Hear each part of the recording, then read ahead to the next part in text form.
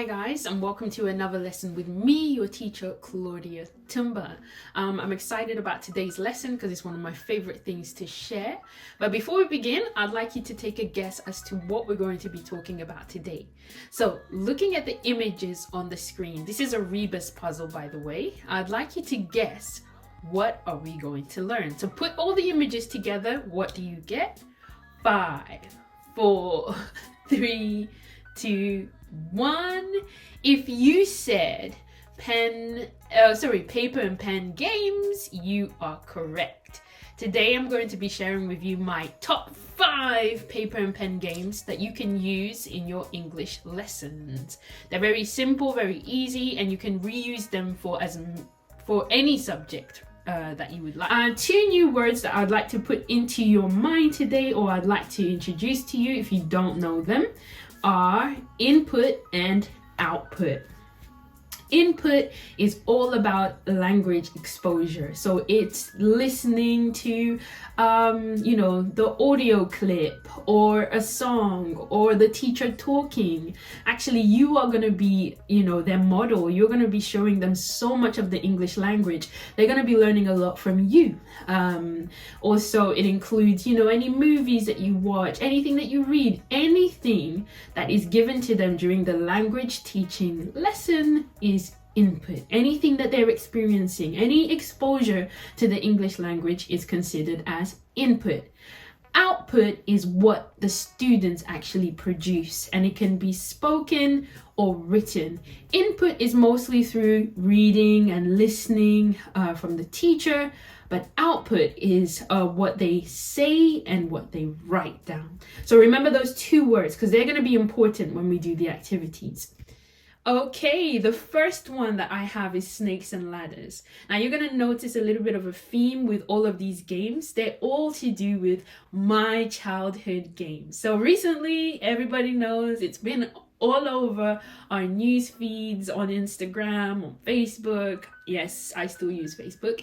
On YouTube, Squid Games was crazy, and everybody who's anybody was like, I've watched Squid Games. And I love the concept of the fact that they use children's games, although I don't love that they used it for death, but I love the idea of using children's games in other ways than how we play them when we were young. So a game that you can use in your English lesson is snakes and ladders. Now in this version, as you can see, we have some numbers, all right, and we have some letters.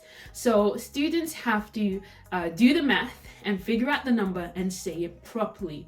What you'll find is that in this version of Snakes and Ladders, students are working with the teen and T numbers, which can be a problem. So when playing this game, number 1, consider the setup. And the setup is, I think it compromises of both what the students need and also how they're going to work, the group sizes. So the setup in terms of what they need will be the games worksheet, counters. Now, if you don't have any counters, students can use anything that they have on them. An eraser, a piece of stick, tissue, whatever they have that just represents them is fine. And also an addition. This will be for maybe a difficult version or a harder version. You can have some question cards on the side. So here, it's just they just have to do the equation and then, do the maths and then say the number. But you can modify it by sometimes putting a question. And then the students have to maybe pick a card. And, the card has a question on it and they have to answer it. So you can choose some squares where, there's a question instead of an equation. Group sizes. Now, remember, we want the students to have as many opportunities to practice the language as possible. So we need to maximize the output, their chances for speaking. In this case, the game is all about speaking. So we need to maximize their chances for speaking. And we're going to do this by considering the group sizes. So in this game, you can play as a pair, which would be fantastic because students will have lots of opportunities to talk and to use the language. As a group, I would advise for a group of either 3 So they can have 3 counters on the worksheet, or 4, but even 4, that's pushing it. So as the more the group gets bigger, the less chances the students have to talk, to do the output. This type of activity is more focused on accuracy, and it's mostly focused on controlled if all the students are doing is saying the word or saying the number in this case. However, you can modify it to be a bit more free by maybe asking questions that don't have a specific answer, all right? Especially if you do it as a review activity, you can review different topics that you've studied. That will be more free because, you know, you can put down random questions and there's no perfect answer. They just say whatever comes into their head. But most likely, it's easier to use this activity to focus more on accuracy and to do more controlled activities. It's great for vocab when you want to review vocab, or you want them to practice new vocabulary. For pronunciation as well, instead of numbers, you can put letters and they can sound out the letters whenever they go onto the space. Things like that. CCQ time. Now, to maximize output is to... I should have put number 1, really. Let me put number 1 because that makes more sense. Let's keep. Okay. To maximize output, number 1 is it to make sure each student gets as many chances as possible to speak or write? Or is it number 2, to make sure each student gets as many chances as possible to listen and read? 5, 4, 3, 2, 1. If you said number 1, to make sure students each student gets as many chances as possible to speak and write, you are correct. Remember, output focuses on what the students actually do and produce with their language. So we want to maximize them speaking and them writing. Input will be more to do with listening and reading. Okay, next game which works fantastic in English lessons, Connect 4. You've all played it. I love it. I've played it as a kid, and even now sometimes I still play it. You can use it again in a similar way to Snakes and Ladders to focus on vocabulary, grammar, and review. Now, the game setup similar to the previous games, but this time you're going to need 2 different colors, 2 different colored pencils, pens, whichever works. Or you can even use real counters. I have the little mini version of the game with the different counters, so I can use that in my lessons. It's a little nice investment, and students do love it when they can move and touch stuff. It's more exciting. Again, to maximize output, I would play this in a pair or in small groups, no more than 4 people. 5 or 6.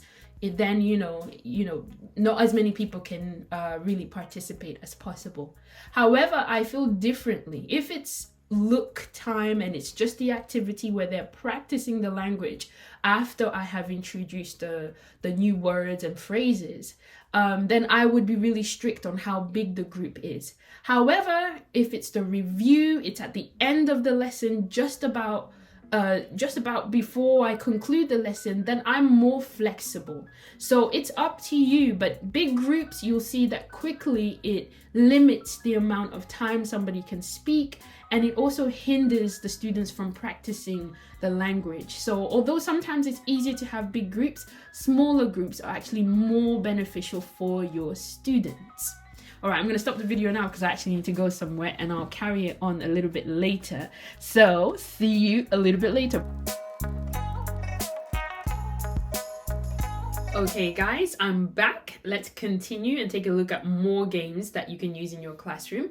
So here we have Dice Bingo. So it's a classic bingo style game where if you get one line, whether horizontally, vertically, or diagonally, you win. And usually to push our students, we tell them you gotta get 3 bingos or 4 bingos, Well, with Dice Bingo, they can virtually do the whole board.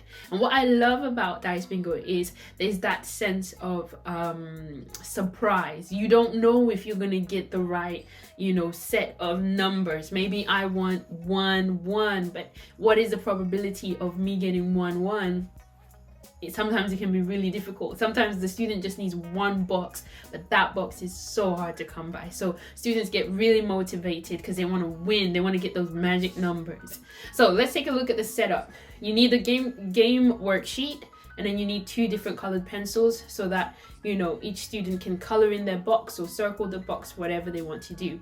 Again, part of the setup, we're considering the output and we're considering the group size. So here we want our students to work in pairs because it's a dice game and you're only going to give your students 1 dice. Actually, that's what I forgot. We need to add in 1 dice. 1 dice. Because the students have to first of all throw the dice that determines the row, and then throw the dice again to determine what's it called? Is it the column? And what usually, or is it throw it to determine the column and then the row? Whichever, throw the top and then the bottom. What I've done before is I've given students 2 dice, but if they're not different colors, if there's the same color, it can be confusing, which, and then students can kind of cheat. If you throw 2 dice, and you get, one has a 2 and the other one has a 1, you can kind of cheat. But I give them only 1 to push them, because I want them to suffer and have fun. So put them in a pair, and they've only got 1 dice. So it's going to take a bit of time for them to throw the dice and find the word and everything like that. So this is really for pairs or very tiny groups. 3 is good. 4 is really pushing it, and no way for 5. Unless you're doing maybe 2 people in one team versus another 2 people in another team, that could work. But again, we're thinking about maximizing output, giving them enough chances to speak, and smaller is better. Okay, it's a controlled activity because you're focusing in a lot of the time on a single word because of the box size as well. So, you don't have to go all the way up to 6. You can just do up to 4. And if your students roll a 5, maybe they roll again. And if they roll a 6, they miss a turn. You can make it like that. You can be a little bit more flexible like that. But with the spaces in the box, it usually works better with just words, if you're focusing on words or sounds. So it's a controlled activity because it's an accurate answer. They have to correctly say the word in the box. You can make it less controlled if you give them blank boxes that they have to fill in themselves with any word that they want to. So it's a bit less controlled, and it doesn't have to be, for example, in this one, the students are practicing the short sound, as in mocks and pot. But here, you can either encourage them to write a word that's like this, or they can write any other word they feel like it, which is less controlled. You can use it to review vocab, to review grammar. Maybe you can look at tenses. For example, I can put a verb in the present tense, but when they play the game, they have to say the past tense form of that verb. So you can do that, or make a sentence with the verb but in the past tense. So you can look at it in that way, and then it works excellently as well for reviews.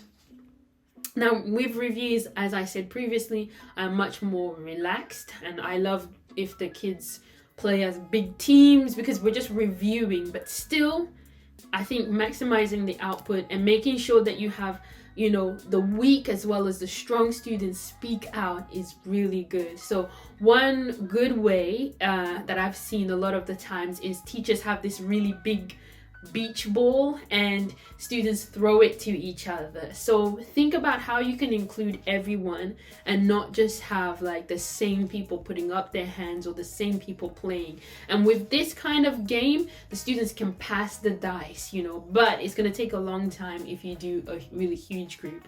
So I'll be interested, can you think of a way for this game to be played in a bigger group while still maximizing the output, maximizing the student participation. Okay, the next one is similar to Dice Bingo, but here it's called Finish Line. And the whole aim of the game is to be the first one to reach the end. So again, it's, you know, a game of just surprise or probability. You don't know if you're gonna get the rows of 6 or the rows of 5s or 4, or I mean the column 6 or 5 or 4. You kind of just, you know, you throw the dice and hopefully you get the number that you want to. So there's that bit of you know, a bit of a surprise. There's that bit of fun in it, and it's unpredictable. So that's why I really like it.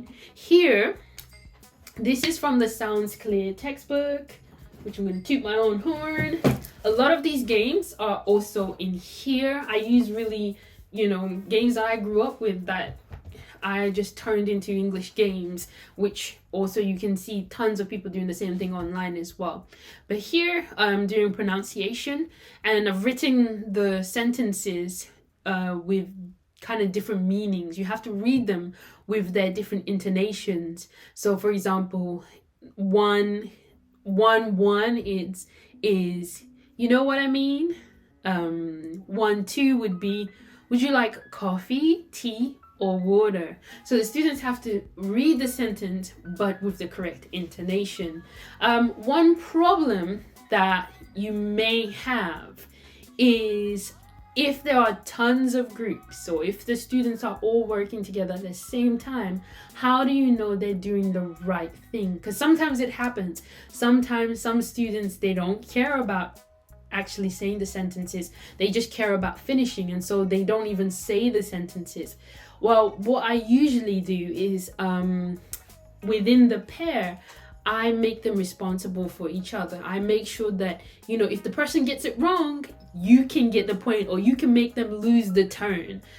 So they check each other, because sometimes if the class is so big and you're busy walking around and, you know, helping other people, it can be quite hard to make sure that everybody is doing exactly the right thing.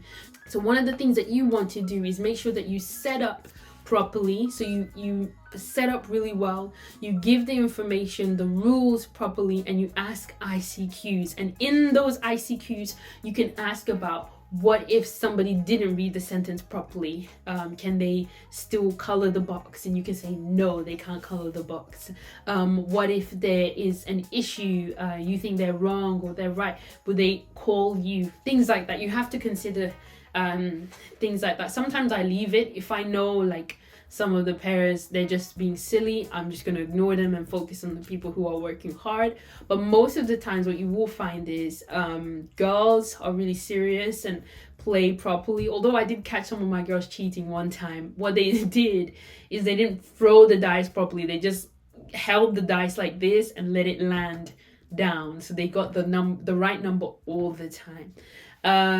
So, you know, different things will happen in your classroom, but make sure you demonstrate it properly. Make sure that you've asked ICQs about what they should do, about what language they're using. Make sure that that's clear before you start the game. And then you can also put a prize. A little bit of competition is always good. If you win, you get the candy. Then the game becomes more meaningful. Then they want to make sure that they do the right thing. And then they will call each other out on that.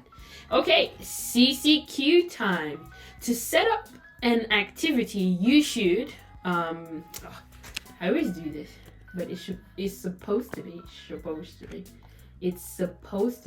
numbered. You should, 1, focus on materials needed and group organization. 2, focus on demonstrating the activity. 3, focus on the rules of the game. Okay, 5, 4, 3, 2, 1. When you're talking about the setup of the activity, you are talking about number 1, the materials that you need and the group organization. Giving the rules, demonstrating comes after that. It's easier if you set up the activity, tell them what they need and how they will work, and then you focus on the rules. And you can put them as 2 parts, and you don't have to mix them all into one. Okay, let's go on to the next one, dots and boxes. If you've ever played this game, please let me know. I grew up with this game. Obviously, we did not use words. We just tried to make as many boxes with our initials as possible. But this game is really good. All your students have to do is take turns drawing lines. So I draw a line, and then I have to make a sentence with the word in the middle. So I'm a visual learner. Somebody else draws another line. Maybe they draw it over here, and they can either choose to make a sentence with illusion or educate.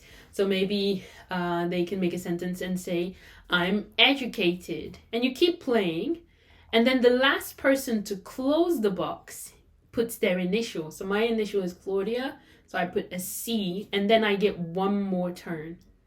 I get another turn, and then you keep playing, and the person with the most boxes with their initials wins. It's really good, very simple. Once you demonstrate it and the students get it, you know, they'll be off running, they'll be off doing it.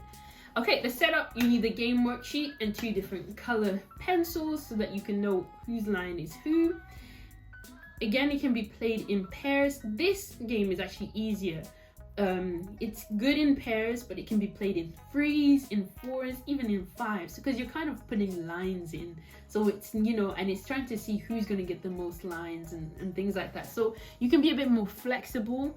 And students, for example, in this middle word, there are 4 opportunities to use this word. So one student can use it here, another student can use it here, another one can use it here, and another one can use it here. So there's 4 opportunities for the same word. So if you have 4 students, they all get at least one chance of using that word in a sentence, which is why I don't mind so much, even in a group of 5, doing this kind of activity, because it, you know, the output will be that there's lots of opportunities for the students to you know, make sentences with the vocabulary that they're studying. And in this particular version, it's looking at pronunciation of z, j, and j. Those tricky sounds for our Korean learners. CCQ time.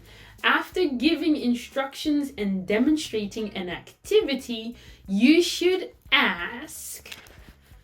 I think it's because it's giving me bullet points because of the way that I download it. I use Canva, by the way, to do my PPTs, and when I download it to my computer, some of the things change from how it is on Canva. So that's why it's annoying. But anyways, you should ask CCQs, ICQs, QFCs. Which one is it? If you said number 2, ICQs, you are correct. When we are eliciting, we ask CCQs. But when we are giving instructions, we ask instruction check questions. And I've watched a couple of videos online about ESL teaching or teaching English as a second language or as a foreign language, and a lot of them say for ICQs, avoid kind of asking very obvious questions. For example, if in the setup you said you need a worksheet, you don't have to ask the ICQ, what do you need? However, I disagree with that, because if you've ever taught elementary students, sometimes the very basic thing that you're asking them to do is what they won't do. So don't be afraid to just go over. If you feel like your students did not understand what they needed, make sure that you ask them. Especially, do you need 2 different colors or the same colors? I would ask that. I would ask, should you be in pairs or in groups? I would ask that. Okay, next one. We all know it, Tic Tac Toe. Very simple. Same concept as all the other games that we just saw. Here, it's controlled mostly, but you can have less controlled. And by less controlled, you can put tons of words on the board and have the students individually choose them, or they can fill in the boxes themselves with an idea that they've had, with a word that they've had related to the topic. So you can be a bit more flexible, a bit more free. I love this game for a review, so for pronunciation and vocabulary. A really great version that I've seen of this, and I think I've done it as well, is rather than a game worksheet, use tape and draw the board on the table and use plastic cups as the counters. And you can, you can stick maybe a vocabulary or a flashcard, and the students have to, they can use the cups to move around. And then another advice is, if you didn't know already, but the middle, I guess marking the middle, the first person to mark the middle has more chances of winning. So what you should do is this word, whatever word it is, should be the most difficult. It should be the most difficult, so that it's a little bit challenging. Because if it's really easy, then everyone's going to want to get that box. But if it's the hardest word, then maybe the students might be, a bit more reluctant to go for that box first. Maybe they might try and go for the easier boxes. So consider the level of difficulty as well. We want to give our students a challenge, and we want the game to last and not to be played within 2 seconds. So again, with this game, you can give them on one worksheet, you can have 4 individual games so that they play a couple of times, or you can even enlarge the box and make it bigger so that they have to find more, they have to make longer lines as well. Okay, now this is a bonus game. This I did not play in my childhood, but we all know this idea of being on a desert island. Here what you want the students to do is to choose, for example, 7 items that, I think it's 3 items. In Sounds Clear, I think we said 3 items. So let's say 3 items that they would keep with them in order to survive on a desert island. If I'm not mistaken, on the island there are coconut trees and fresh water. So you can ask the student, so it's different levels. Let's talk about the setup first of all. Like all the other games, you need just a worksheet, pens and pencils. But the way that you play this game is really good because it will maximize the whole classroom, right? Every student can be involved in this game. So it starts off, step 1 is the student does the worksheet individually. Step 2, they get into a pair. Step 3, they make a small group of maybe 4 people.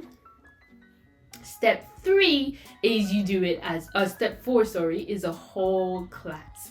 So first of all, as an individual, as an individual, the student chooses 3 items.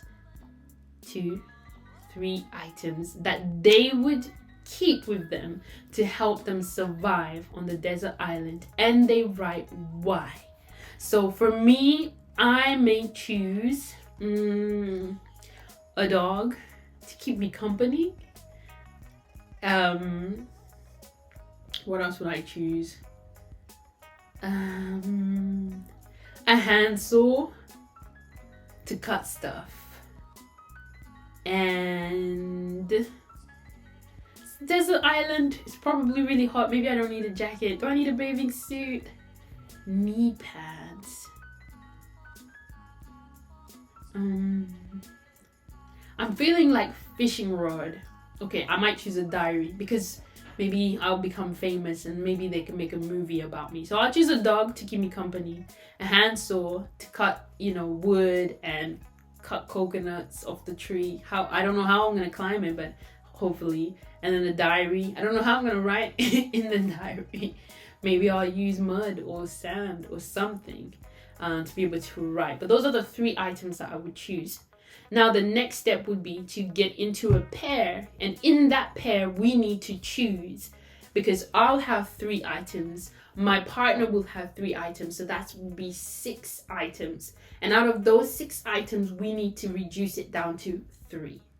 Right, so we're gonna have to have some discussions. We're gonna have to go back and forth and decide, well, which ones are really the most important ones.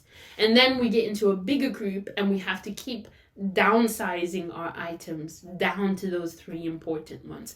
And then we can do it as a whole class, and out of all the items that the groups have chosen, we downsize it. So it's really good.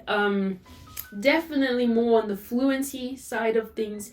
Free practice. It's less controlled, free practice, because the students are going to be coming up with reasons as to why they would choose the items, opinions, and so it's really, really good for students to actually put into practice what they've been learning in a more freer way. You can do this with vocabulary. You can definitely do this with reviewing a topic at the end of the topic, because to be honest with you, to be able to play this game, students need quite a good knowledge of the topic and need a good understanding of the grammar and the words. So maybe after, you know, studying a few topics or one particular topic, you can play the desert island game. And see what your students come up with. And don't underestimate your students. They have so many capabilities. Okay, I think this is the last one. I Spy, classic game.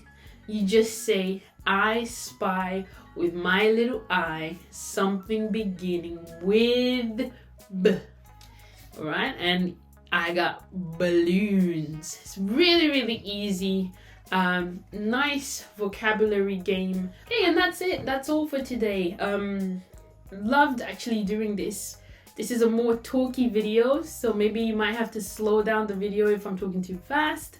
If you have any other games, paper and pencil games that you can share with us, teachers out here who are wanting our students to be excited and to enjoy English learning, please put it in the comments below. Obviously these are the games that I played, but I'm so keen and so interested in knowing what games you played as a child and how we can use them in the English classroom. So please share with me in the comments below, and I'll see you next time. I think we'll be going on to storytelling, which I'm really excited about that because I love storytelling in English. I love storytelling full stop, but I love storytelling in English and using it with kids as well. So thank you very much for watching this video. If you like the video, please give it a big thumbs up. Please consider subscribing